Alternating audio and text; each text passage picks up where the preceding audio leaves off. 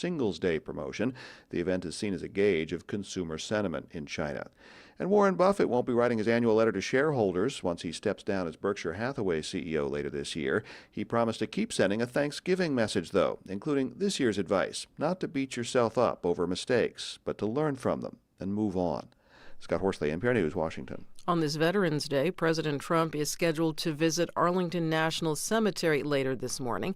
During his official observance of the day, he will lay a wreath at the tomb of the unknown soldier. The president will also deliver remarks. You're listening to NPR News from Washington. Support for NPR comes from NPR stations. Other contributors include the estate of Joan B. Kroc, whose bequest serves as an enduring investment in the future of public radio and seeks to help NPR produce programming that meets the highest standards of public service in journalism and cultural expression. Live from News 88.7 in Houston, I'm Matt Harab. Houston police are investigating 4 separate shootings that occurred last night. 2 people died and 1 is critically injured. HPD says that in the Spring Branch area, a 70-year-old man was approached by a masked suspect in a parking lot. He was forced to take money out of an ATM before being shot and critically injured. There were also shootings about a mile apart just south of the city. Multiple outlets report that another one occurred near Cullen and Reed Road. Authorities are looking into what led up to the shootings. All of them occurred within a 1 hour and 30-minute time period. And again, police say they are unrelated. We're also learning right now as we speak that earlier this morning, a school bus carrying just over 24 junior high students and 2 adults crashed with another vehicle in Baytown. Harris County Sheriff Ed Gonzalez says that there are no life-threatening injuries, but 1 student was possibly transported to the hospital for precautionary reasons. The cause of the crash is being looked into right now. It's been a week since Texas voters approved Proposition 3, which gives district court judges the discretion to deny bail to people accused of certain violent or sexual offenses. As our Sarah Gruno reports, it's still not clear yet how the new law could affect Harris County's efforts to significantly reduce the jail population. The Harris County jail population has decreased by more than 1,000 inmates since the beginning of this year. County officials say that's because they're trying cases faster and diverting nonviolent offenders into treatment programs. Ashley Blackburn, a criminal justice professor with the University of Houston downtown, says that it's too early, however, to know if judges denying bail more often could result in a larger jail population. Time is going to tell how long the delays actually are and how many more people will be kind of caught in a situation given the change in the language of the offenses for which offenders could be denied bail. Harris County has ended one contract to outsource jail inmates to other private detention facilities. The jail population is expected to continue decreasing into next year. I'm Sarah Gruno, News 88.7. And families of Camp Mystic flood victims have sued Camp Mystic. 25 campers and 2 counselors died when floodwaters swept through the camp on July 4th this summer. The lawsuit claims staff were told to move equipment instead of evacuating cabins near the Guadalupe River. It also alleges the camp ignored state rules requiring evacuation plans and housed campers in known flood zones to save money. Camp Mystic has not commented on the allegations. I'm Matt Harab, News 88.7. This is Houston Matters. I'm Craig Cohen. Good morning.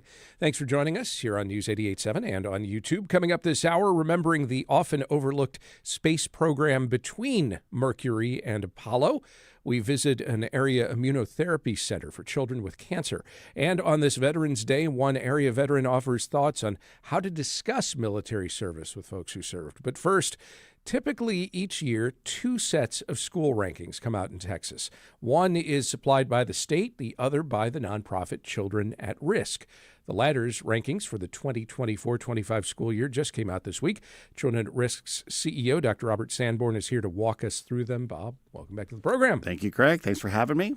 First, remind us, how does your ranking differ from the accountability ratings the Texas Education Agency releases? Yeah, ours is a little bit more rigorous, and we do a lot of sort of comparison of similar demographics, right? Schools that are similar to other schools demographically. We look a lot at growth, and then for high schools, schools, we use the SAT as ACTs as sort of a way, our kids really prepared for college. So it becomes across a little bit more rigorous. You see a lot of similarities. We see a few differences as well. So how much do the statewide exams that lead to those TEA ratings influence the grades you come up with? The statewide exams influence them quite a bit, right? Because 1/3 of the grade for elementary and middle school is based upon how does a kid do on those tests, 1/4 for the high school kids. So there is some impact there. The TEA, in part due to lawsuits, in part due to legislation, they've revised how they assess schools over the years. Have you been revising how you assess? Not really. I mean, we always tweak if there's some things. This year we did a larger tweak in regards to, we have a thing called gold ribbon schools, which are schools that are over 75% made up of kids that are coming from low-income families and that they get an A or a B. We used to not include high-performing charters or magnet schools in those rankings, but this year we decided to include them. Too many districts are moving to this to magnet schools, and we thought we're just missing out on some of these kids. And frankly, if it's a magnet school over 75% low income, we really should be bringing some note to those schools. Okay, to these latest grades, yeah. What trends are you seeing statewide, first of all? So this is very interesting, Craig. I think for the last 4 years, the last 2 legislative sessions, little to no funding, very little funding has been going to public schools. During the last legislative session, they finally sort of did some of those increases that they've been holding off on for 2 years. So we sort of expect with less money that schools are not going to be doing as well. The pandemic. This time we saw schools are really emerging from the pandemic. Schools are doing significantly better. Houston, by the way, leading the state in terms of really good improvement. And so I think that's the big message, is that our schools are getting better. Are they good for every single child? No, right? There's still a lot of improvement needed. But to see the direction that they're going is really heartening, right? It's a really nice thing. Are those improvements compared to pandemic years and the year or two that followed, or is it also compared to the pre-pandemic years? Yeah, I think we're comparing it now to pre-pandemic, where we see these things getting better. And, we did see before the pandemic a slow increase. And so in many ways, you might say we're just continuing with that slow increase in achievement on the part of kids, schools, and their leaders. And so this is a very nice thing to see our schools getting better. And I think it's important, right, because there's a lot of spin many times about, we have these horrible schools. Our schools are getting better, and we have some extraordinary schools out there, some extraordinary school leaders and teachers. Yes, there's areas for improvement, but we're doing well. Okay, so give some examples of schools that are in the Houston area that you have found are not just performing well, but maybe performing beyond what might have been your expectations. Yeah, I think, there's always the usual suspects, the Carnegie Vanguard and the DeBakey, and you see those schools. Those are magnet high schools that are again, some of the best in the country. Those are really doing well. I think then you break out and you go to A-Leaf and you see Kerr High School, always a place that you sort of don't expect things to be doing as well.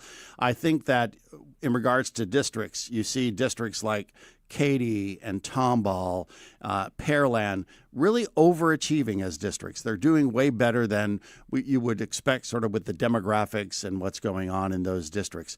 So I think overall, when we see this improvement in Houston, it's not just HISD, it's HISD and Aldine and some of the other ones that I've mentioned. So we're seeing this sort of overall really nice improvement going on. All right, you mentioned HISD. It's, of course, under state control. And has also been touting improvement in its TEA accountability ratings. Do your school grades show the same level of improvement? They show improvement. I mean, probably not at the same level as the state, but absolutely we're seeing improvement. I feel like, I talk to a lot of community groups and they say, well, is that data correct? The data is correct, right? I mean, so we're seeing these things getting better. I think I've told you this before, Craig. If we didn't see things getting better with the amount of effort and funds that have been put into these schools, which is good because by and large, these are low-income families that are being served, you'd be disappointed if you didn't see that improvement. So, but you have to hand it to, they're doing some good things in terms of that focus. And you just hope that when the superintendent finally does leave, as he has to, right, at some point, that they're going to be able to keep that up.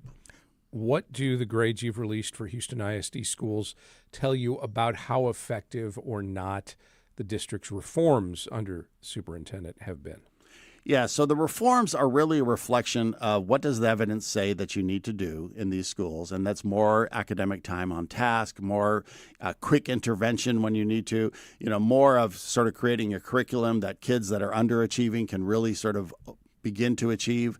So they're doing all the right things that they're supposed to do. And I think this is an interesting point. When we compare across the state, this morning I had an interview with a San Antonio station. San Antonio is not doing as well. And so they asked, what could we do differently? And the question is, they're not really following the evidence, right? You need to follow, what does the evidence show are going to make your schools better, your district better? Houston ISD is doing that. Many other districts are doing that. Sometimes they're doing it with a friendlier superintendent, right? I mean, Mike Miles is sort of a villain, even though he's doing the right things. But I think that we need to follow that evidence. We know how to turn around school districts, and we know how to turn around school districts where there's a lot of low-income kids. In many ways, we just need to follow that. All right, you tend to be a positive, outgoing I am. individual. I talked with you for many years, and Right. That's nothing new.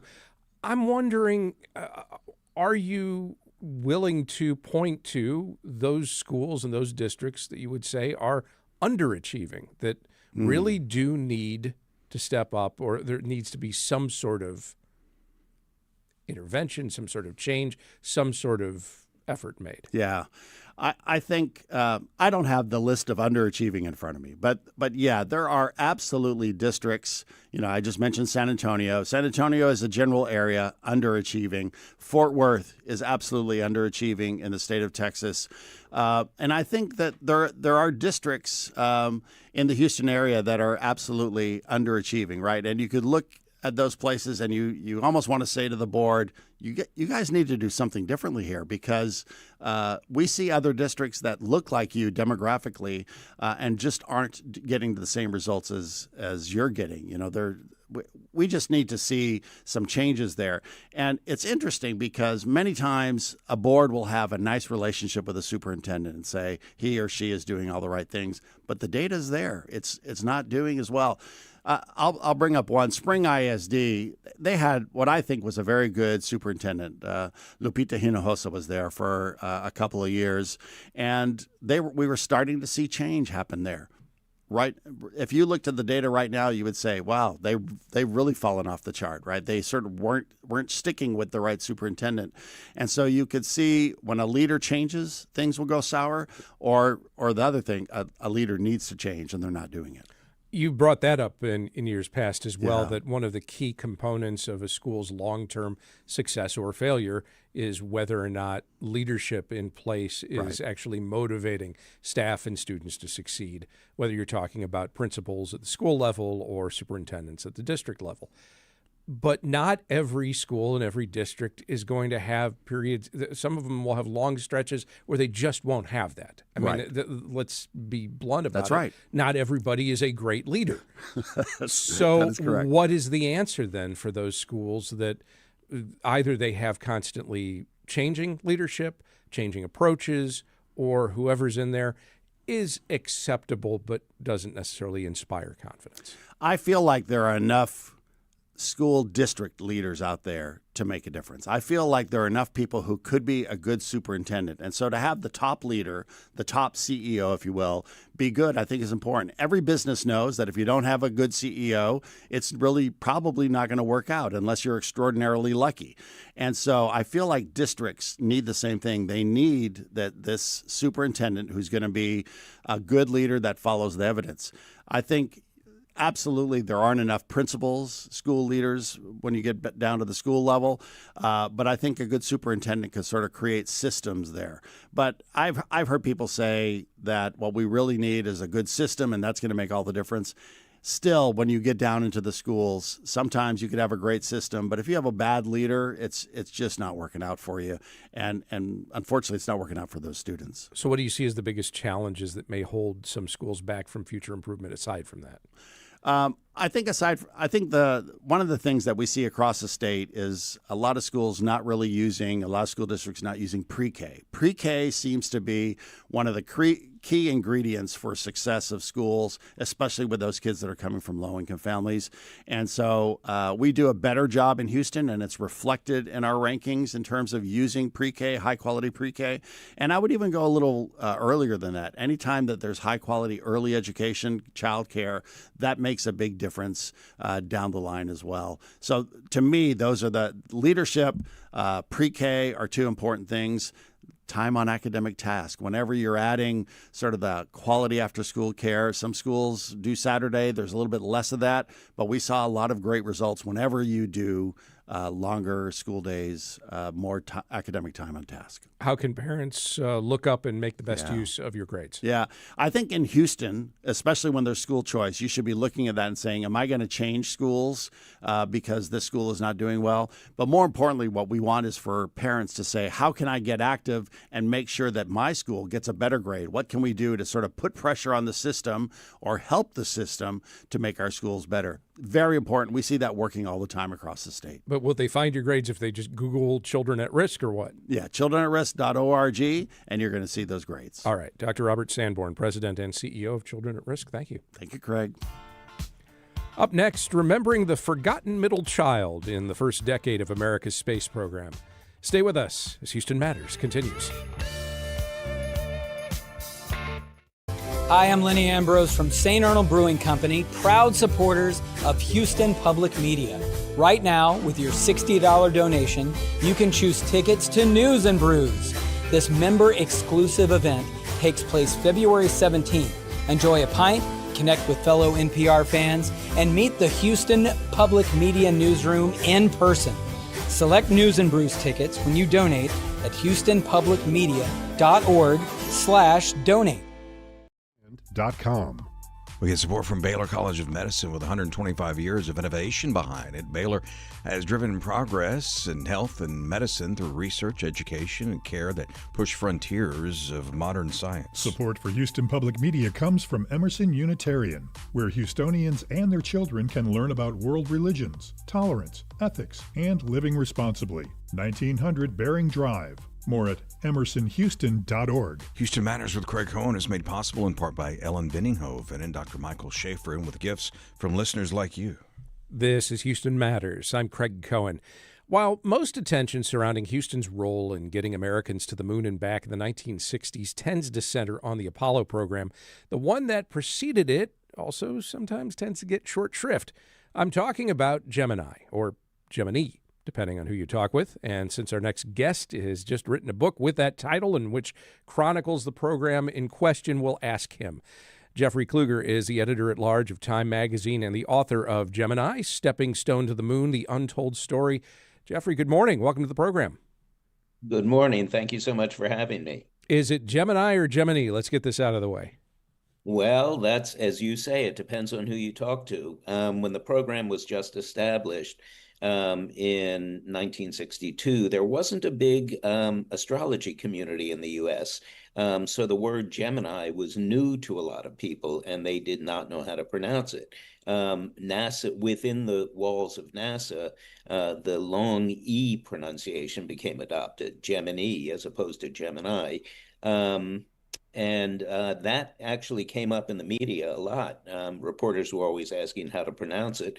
So NASA decided to actually issue a press release and stated that their Names and Nomenclature Committee, which, by the way, did not exist, had approved the pronunciation Gemini. So within the walls of NASA, it was Gemini. Everywhere else, it was Gemini. Reporters like Walter Cronkite adopted the NASA pronunciation because that was sort of the shibboleth that showed you belonged. So I use the pronunciation Gemini when I'm talking about astrology, and Gemini when I'm talking about the space program. Okay, that works for me, and the Walter Cronkite part sealed it for me, too. 16 astronauts flew on 10 Gemini missions. What were some of the things that they accomplished? Well, they accomplished basically all of the hard maneuverability and navigational skills that were needed to survive in Apollo. When Mercury flew, the astronauts were more or less passengers riding aboard a spacecraft over which they had little control.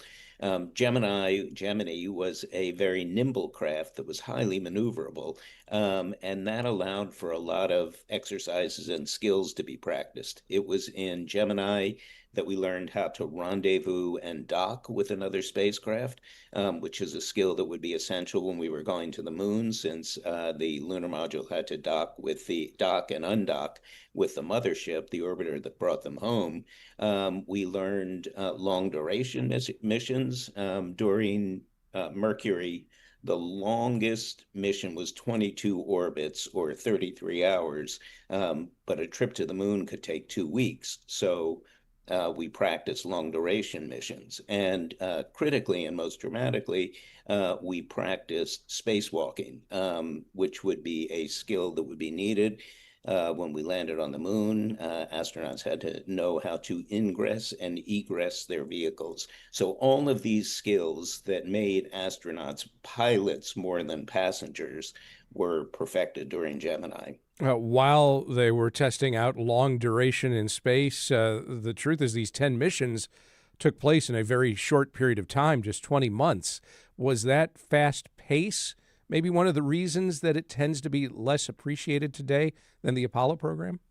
Well, that's a real possibility. The Apollo program ran for 4 years from 1968 to 1972, and in some respects went on even longer than that, because in 1975, we had the joint Apollo-Soyuz mission with the Soviet Union, and in 1973 and 74, Apollo spacecraft were used to get to and from Skylab.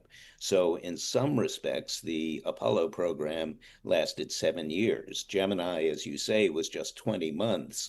And I think that sort of eye blink lifespan may indeed have been a part of the reason that Gemini didn't get as much attention as Mercury and Apollo. The other reason was the drama factor. In Mercury, we were launching astronauts into space for the first time. It's where we got Al Shepard and John Glenn. It's when we were in our closest foot race with the Soviets. And Apollo, of course, went to the moon, so there was natural public appeal there.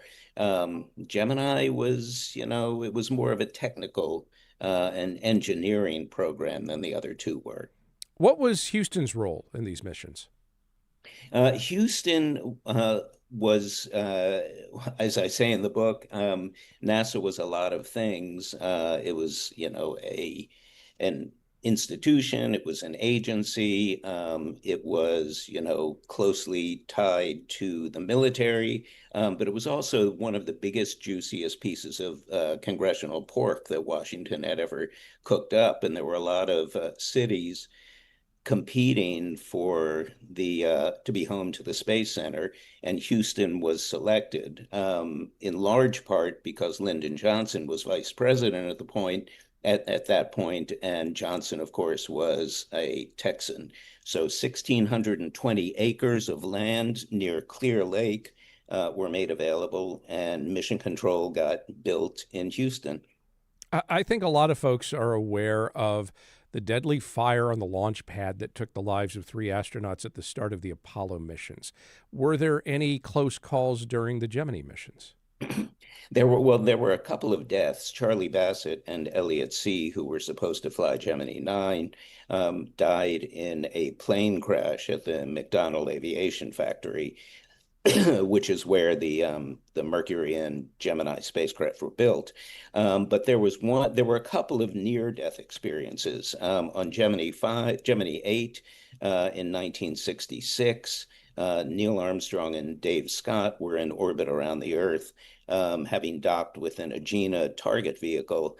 When their spacecraft began to spin out of control, it got up to about 60 revolutions per minute, or 1 revolution every second, which tipped the astronauts into near vertigo, something that they would not have recovered from if Neil Armstrong hadn't been pilot enough to undock his spacecraft from the Agena and damp out the rates and stabilize the spacecraft again.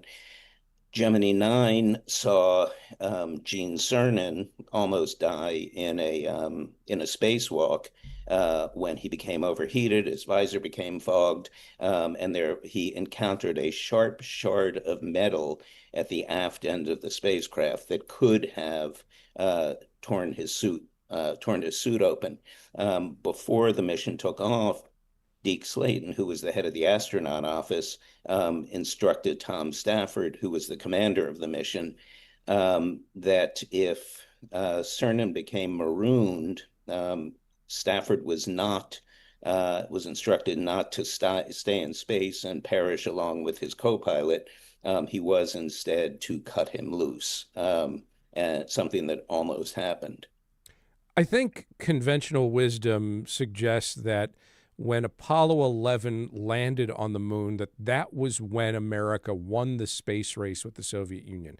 But you argue in the book, no, that's not the case, that the Gemini missions, that's when the space race was won. How come? That's right.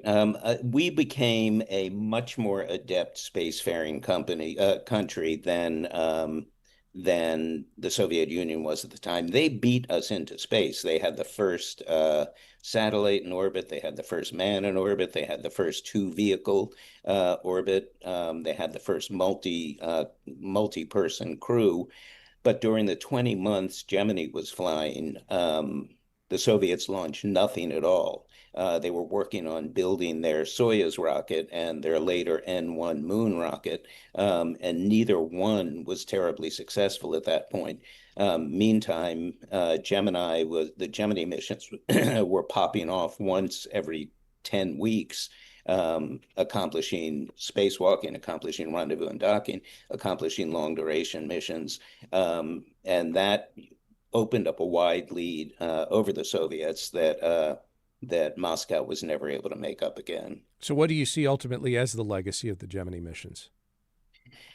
I think the Gemini missions will be seen as the program in which NASA and the country as a whole became spacefaring people. Until that point, the launches of the Mercury, the 6 Mercury astronauts who flew, they were dramatic, they were history-making, but in terms of technical achievement, there was a stunt-like quality to them. Not to diminish them, but there was more of just proving that we could get into space. I think the Gemini program will come to be seen as the program in which we became, as a nation, true space travelers. Jeffrey Kluger is the author of the new book, Gemini, Stepping Stone to the Moon, The Untold Story. Jeffrey, thank you very much. Thank you so much for having me. And just ahead, from one moonshot to another, we take you to the Texas Medical Center to meet some of the folks behind an immunotherapy center for children with cancer. Stay with us as Houston Matters continues. You count on Houston Public Media. That's why you're here right now. Take the next step and become a new member today. Every gift makes a difference. And with a gift of $5 a month or more, you'll receive PBS Passport, a member benefit that lets you stream more of the shows you love anytime. It only takes a minute to make a big difference. Join as a new member today at houstonpublicmedia.org/donate or call 800-364-8300. Cancer. Support comes from the Clarion at Brazosport College, presenting jazz clarinetist Anat Cohen with Cortocchino, November 21st at 7:30 p.m. Tickets and more information at brazosport.edu/Clarion. From Austin College, where students engaged with a dedicated faculty mentor experience hands-on learning and discover their own academic journey, located in Sherman, Texas, north of Dallas. Learn more, austincollege.edu. This is Houston Matters. I'm Craig Cohen. The Texas Medical Center has been at the forefront of immunotherapy for cancer patients for quite a while now. You might remember MD Anderson's Dr. Jim Allison shared a Nobel Prize for his research on it. That effort, though, has been more limited when it comes to childhood cancer research. That's why 5 years ago, Texas Children's Hospital launched the Sky High for Kids Immunotherapy Center. It's the nation's first, named for a Houston-based nonprofit of the same name that raised the money to start it. It's on the 7th floor of the hospital's West Tower. That's where Houston Matters producer Michael Haggerty caught up with Sky High for Kids founder and CEO Brittany Hebert-Franklin and Texas Children's pediatric oncologists Dr. Will Parsons and Dr. Shobha Navai. Here's Dr. Parsons explaining how immunotherapy works. Their immune system has failed, right? So the immune system is as we think of it more often, is fighting viruses and bacteria, things from outside of the body to keep us healthy and safe. The immune system's other job is to see when cells or things that are growing in the body are becoming abnormal and kill them just like they would bacteria or a virus, so that we don't develop cancer, which is essentially an abnormal growth of what used to be normal cells in the body. And so anytime a child develops cancer, their immune system has not worked like we would have liked it to. And so the basic idea of immunotherapy is teaching the immune system how to better kill the cancer, better find it, better kill it, better cure it. And the different ways this is done are frankly incredible. You know, there are some that are very effective but somewhat straightforward, such as some medicines called checkpoint inhibitors, where basically it's designed to just, they call it checkpoint because it targets a specific checkpoint that limits the effect of the immune system. It kind of dampens its effect. And so if you use that drug, the immune system is just hyperactivated, looking for stuff to do. But it's kind of a non-specific sort of treatment. The idea here is that in terms of these immunotherapies like CAR-T, chimeric antigen receptor T cells, or other types, is we're actually training the child or adult's immune system to specifically fight their cancer.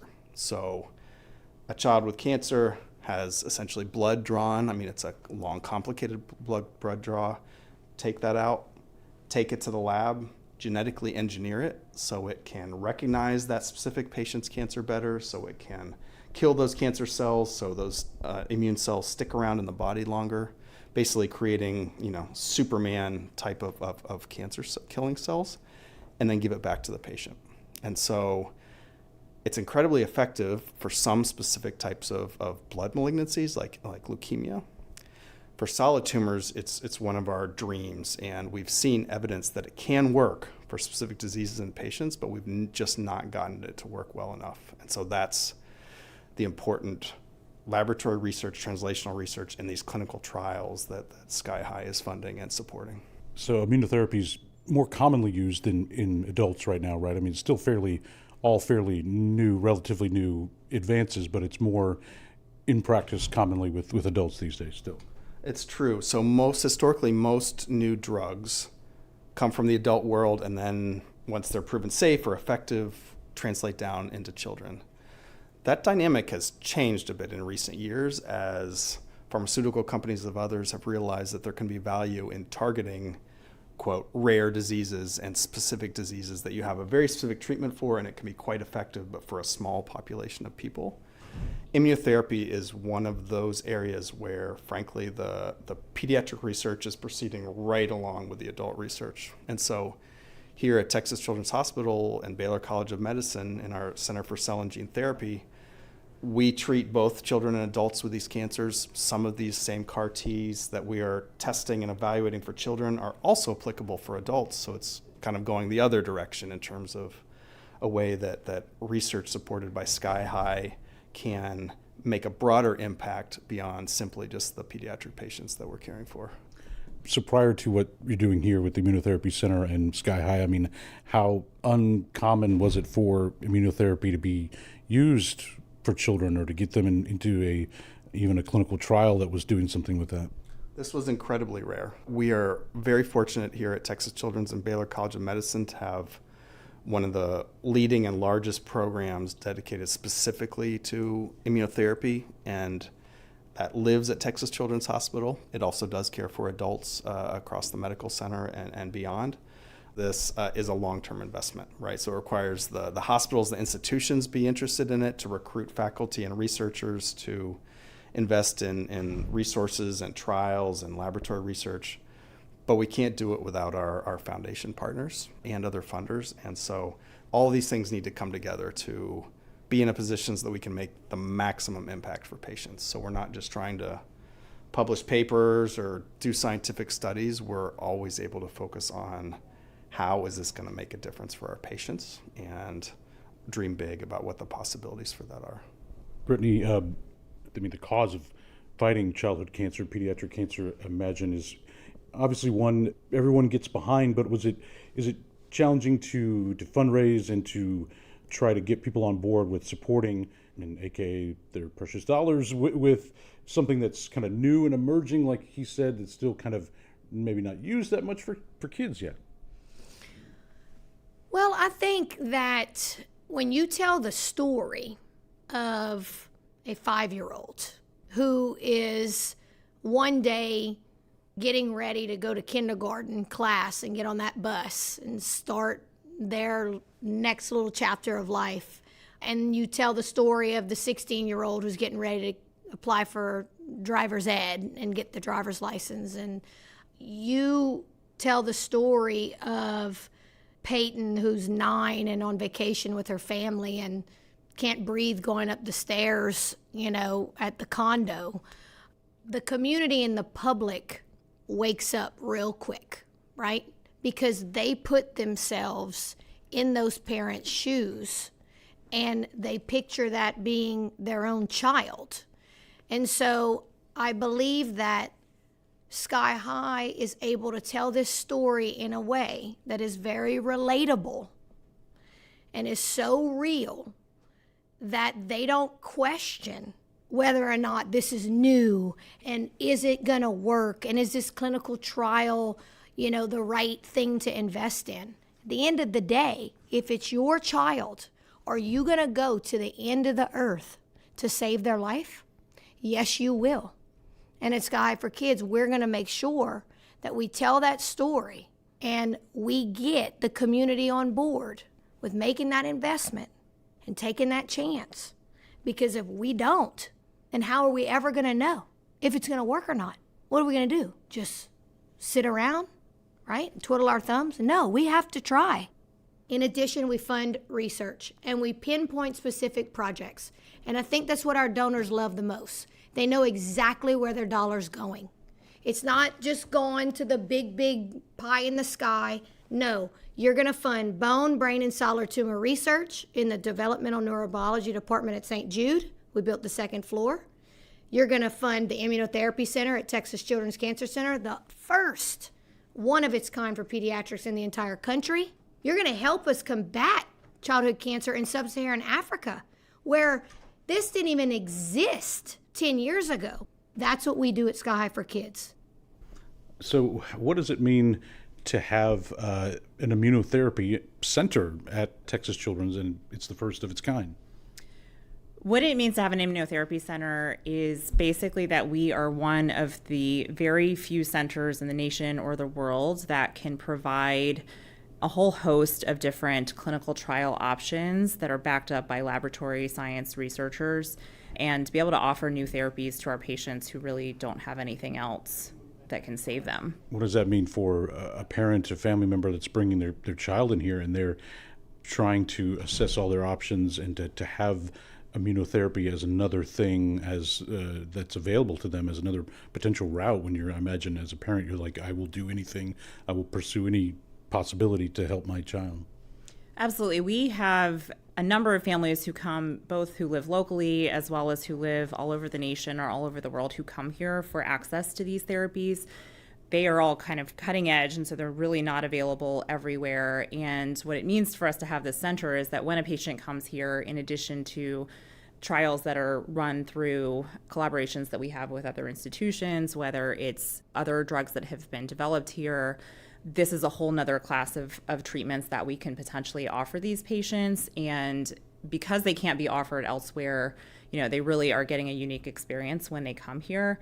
And one thing I'll just mention is that obviously it's a lot of hassle on these families to try to travel this far and come and have access to these novel therapies. So we have also taken a vested interest in trying to expand these therapies across the nation. So, for example, we have the nation's first multi-center brain tumor trial for children who receive a type of therapy called CAR T cells. And we have had a lot of excitement and fast enrollment from sites across the country where families are really, really excited to have access to the therapies that we've developed here.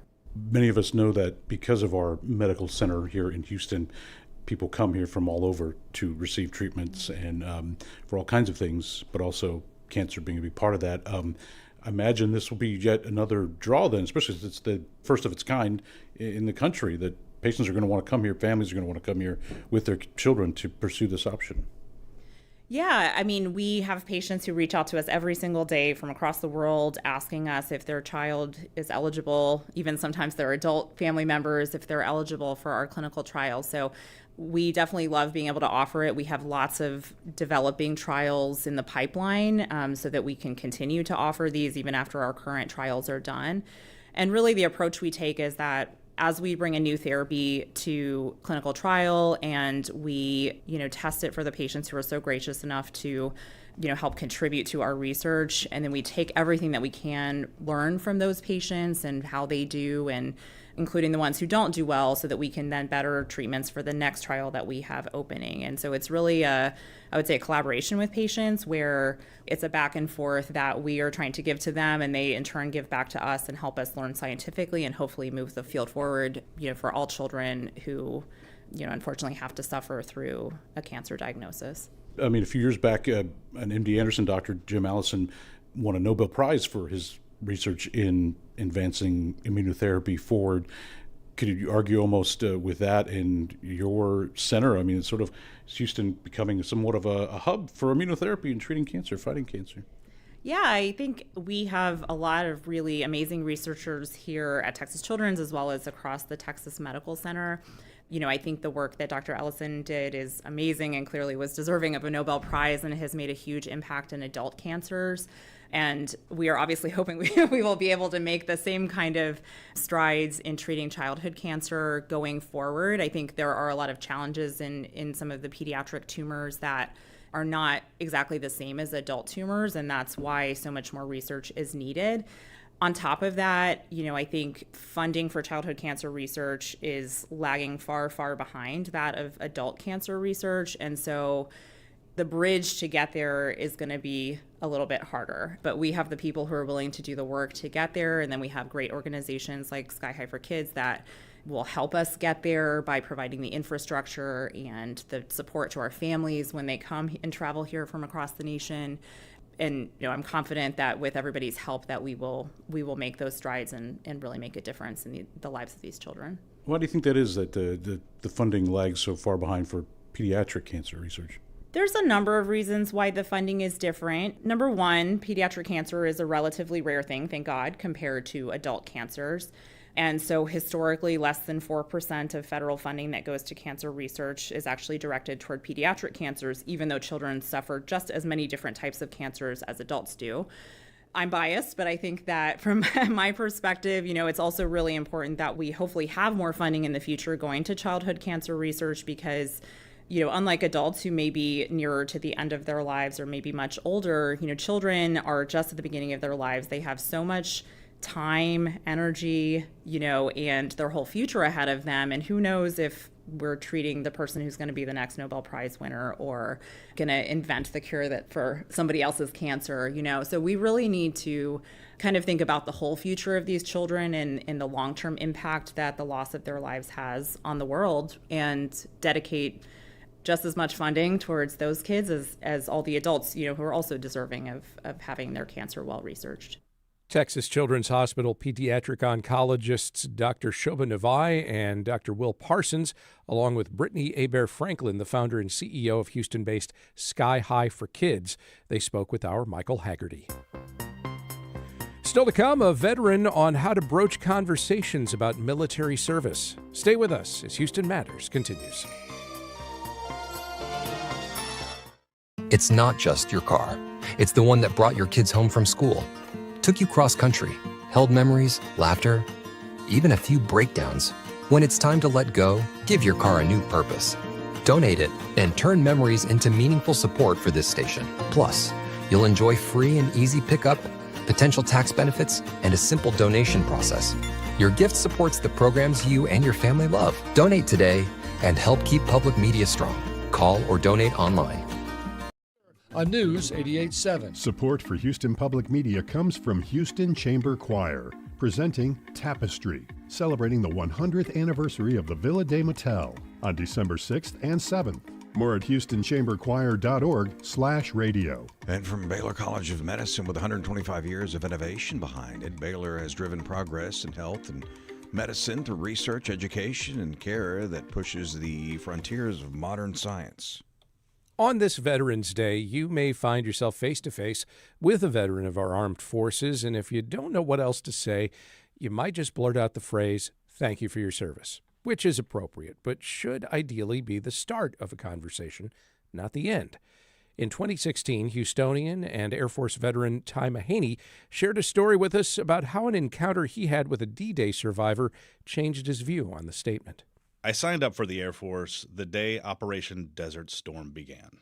This was a coincidence. My enlistment was not based upon any patriotism. Rather, it was due to a series of bad decisions and some prompting from a very nice policeman with some foresight as to where my path of idiocy was leading. My father was in the Air Force when I was a kid, as were several other of my family members. It was an organization with which I was familiar, but never saw myself applying for. My distaste for authority and rules, coupled with a cynical view of nationalism, made me a bad candidate. I saw military members as ego-driven machismo bots at best. But when a man tells you that your choices are the military or an eventual and possible long jail sentence, you tend to let go of your rebel leanings. I was very fortunate to land a job in the military as a broadcaster. And as military jobs go, this is about the best you can get. I hosted a radio show in Korea and produced a television show in Omaha. It was while I was in Omaha, I and several members of my unit were tasked with recording a D-Day concert at the Orpheum Theater. The Orpheum was and is a beautiful theater built in the 19th century with all the grandeur and filigree one would expect from those times. Built so that even the back row can hear every word and every note emanating from the stage. We had several cameras that day, and I was positioned behind the very last row. The entire production was moving. There were actual letters from soldiers read, as well as poems and beautiful pieces of music played by the orchestra. One that stands out, although the title escapes me, was about the invasion of Omaha Beach. It began with snare drums that had been set up around the theater audience. They represented the gunshots and the chaos of that day, and the effect was chilling and powerful. I could see its effects on the people around me, particularly the older gentlemen in the crowd. I knew, of course, that many World War II veterans would be there, but that moment made me see them not merely as a group of veterans, but as individuals who had lived through this thing that we were now paying tribute to. It was humbling in a way that made me understand what it meant to be humbled. I noticed one of these men looking at me, and we locked eyes for a moment. He nodded at me, and I nodded back. When intermission came, people began to file out. I was changing tapes in my camera when that man and his wife approached me. He told me that he had a good friend who was a combat cameraman, and it was funny because I kind of looked like him. He told me they had lost him that day, and I realized that day was the day we were there to memorialize. I expressed my condolences and thanked him. Then, despite myself, I asked, what was it like, D-Day? It was a stupid question, but one asked with complete honesty and sincerity. He looked at me and sort of smiled when he answered. It was terrifying is what it was, son. There was no condescension or patronization in his answer, just the basic truth. I don't think I know any other words to describe it. It was just terrifying. I extended my hand and he accepted it. I don't know any words that can express my gratitude to you right now, sir, other than just thank you, and suddenly that doesn't seem like quite enough. I don't know that I could have done what you did. He put his hand on my shoulder and told me, of course you could, son, and I will pray every day that you never have to. We nodded at each other one last time, and I retreated to the bathroom so that an old guy wouldn't have to see me cry. When I came out slightly more red-eyed than when I entered, the man's wife came up to me and grabbed my hand. Thank you, my dear, she said. No one has ever thanked him like that before. It meant so much to him. She saw the look of disbelief cross over my face and quickly added, "Oh, no, plenty of people have thanked him for his service, just never quite like that. It was touching. Thank you. Thank you, ma'am. Thank you for telling me that. And thank you for giving him something to fight for." She appropriately rolled her eyes at that last part, and then she smiled and said, "Well, don't you just always know what to say?" She walked away, and my eyes fell upon the posters lining the walls with the names of the service members who had given their lives on that day. And I thought to myself, no, ma'am, no, I do not.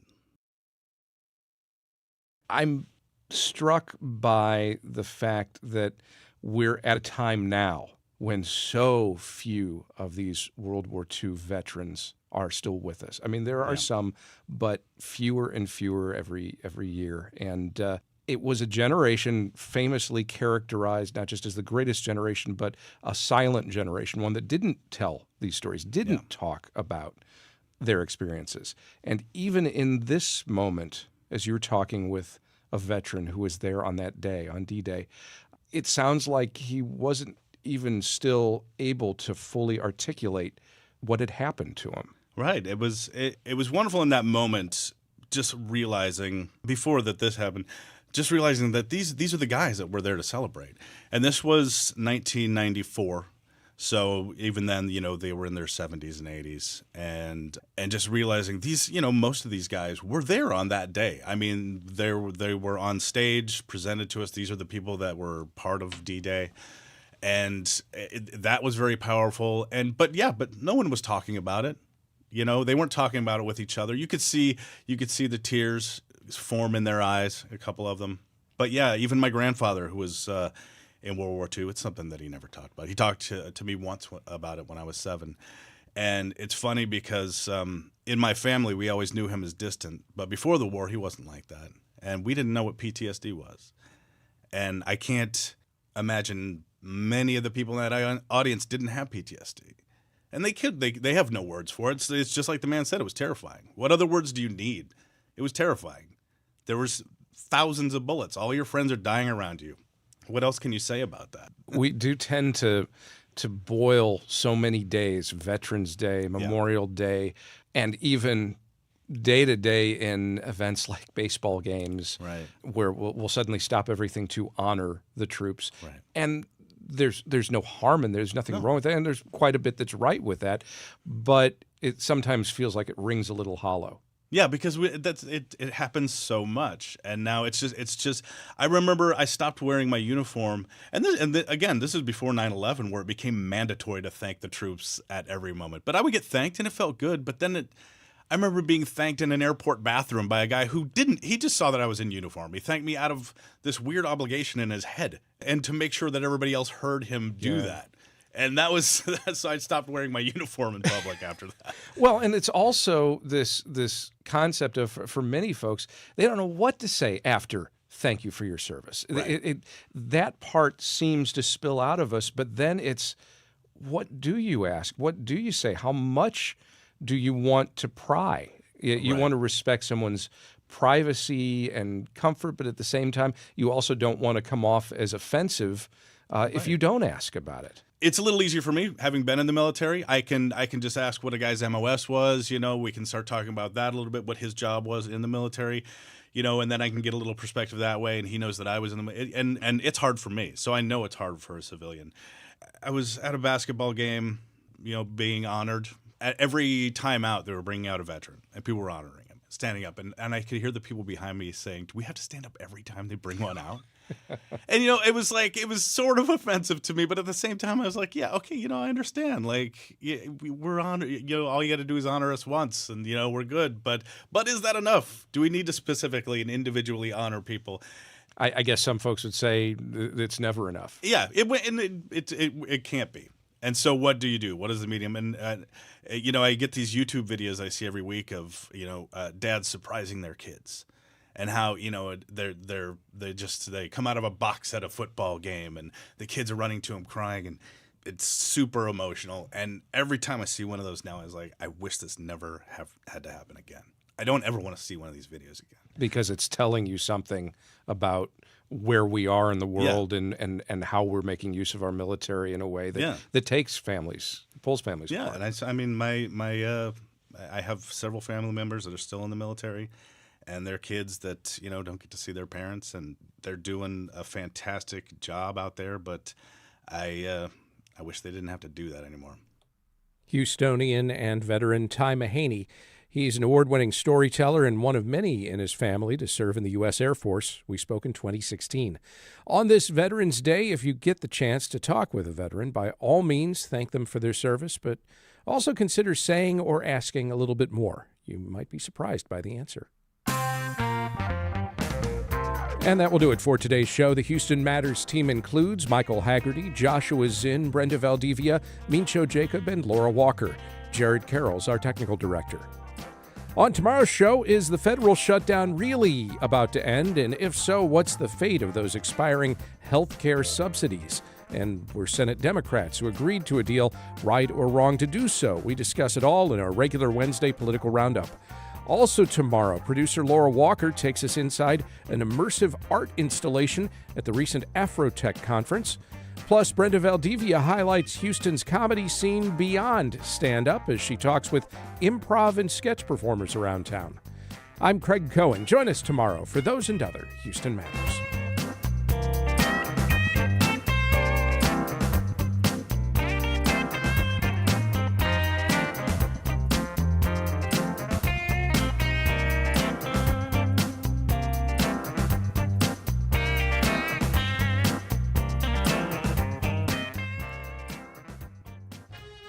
Support comes from Houston Habitat for Humanity, working